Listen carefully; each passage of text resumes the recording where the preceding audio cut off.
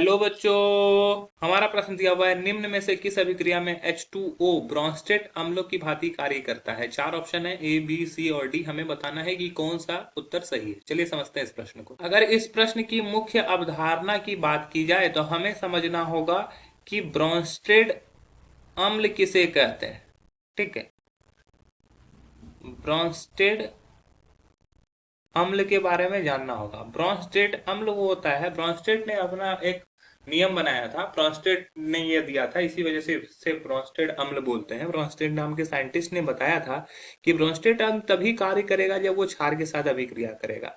ठीक है, और हम लोग बोल सकते हैं ब्रोंस्टेट अम्ल की भांति कार्य करता है और क्षार से क्रिया करके प्रोटॉन प्रदान करता है। ठीक है, ब्रोंस्टेट अम्ल क्षार के साथ क्रिया करके प्रोटॉन प्रदान करता है।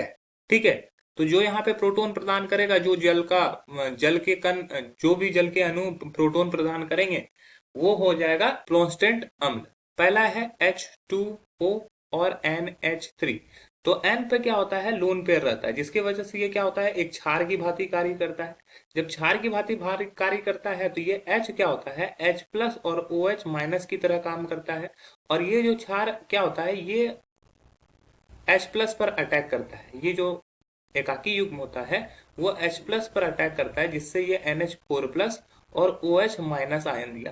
तो यहाँ पे जल क्या किया, OH प्लस आयन दिया, मतलब कि ये प्रोटॉन प्रदान किया। प्रोटॉन प्रदान किया तो ये जल जो है वो क्या है, एक ब्रोंस्टेट अम्ल की भांति यहाँ पर कार्य कर रहा है। तो पहला ऑप्शन बिल्कुल सही हो जाएगा कि ये एक अम्ल की भांति कार्य कर रहा है। दूसरा ऑप्शन अगर बात करते हैं जल की और यहाँ पे H2S की, तो यहाँ पर ये अम्लीय होता है, ये खुद अम्ल होता है, अतः ये किसकी तरह बिहेव करना लगता है, क्षार की तरह बिहेव करने लगता है। और क्षार की तरह जब बिहेव करता है, ये भी दे रहा है, हमारा H प्लस आयन यहाँ पे भी मिल रहा है, लेकिन यहाँ पर जो जल है वो किसकी भांति कार्य कर रहा है, क्षार की भांति। लेकिन अभिक्रिया में किसके द्वारा पूछा गया, ब्रोंस्टेट अम्ल का पूछा गया, तो ये गलत हो जाएगा।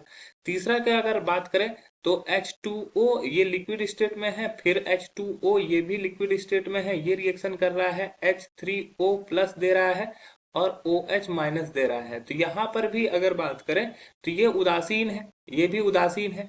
ठीक है, ये उदासीन, ये भी उदासीन, तो ऐसा कार्य नहीं करता है, मतलब कि चूंकि ये हमेशा क्षार से ही अभिक्रिया करता है, तो यहाँ पर ये भी उदासीन है, ये अम्लीय या क्षारीय बिहेव नहीं कर रहा है।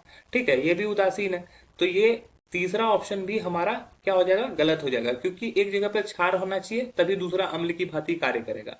और चौथा में देखो H प्लस आयन और OH माइनस आयन जब जुड़ जा रहा है तो यहाँ पर H2O मिल रहा है, तो यहाँ पर जल का कोई भी कण H प्लस आयन डोनेट नहीं कर रहा है। ठीक है, क्योंकि ब्रोंस्टेट अम्ल के भांति, अगर ब्रोंस्टेट अम्ल की परिभाषा की बात करें, उनके नियम की बात करें, तो ब्रोंस्टेट अम्ल तभी कार्य करता है वो जब क्षार के साथ क्रिया करता है। ठीक है, और क्षार के साथ जब क्रिया करेगा तो वो प्रोटॉन प्रदान करेगा, तभी वो ब्रोंस्टेट अम्ल कराएगा। तो यहाँ पे वो किसी से अभिक्रिया नहीं कर रहा है, अतः यह भी गलत हो जाएगा। तो हमारा जो सही उत्तर हुआ वो हो जाएगा ऑप्शन ए। आशा है कि यह प्रश्न आपको समझ में आया होगा। धन्यवाद।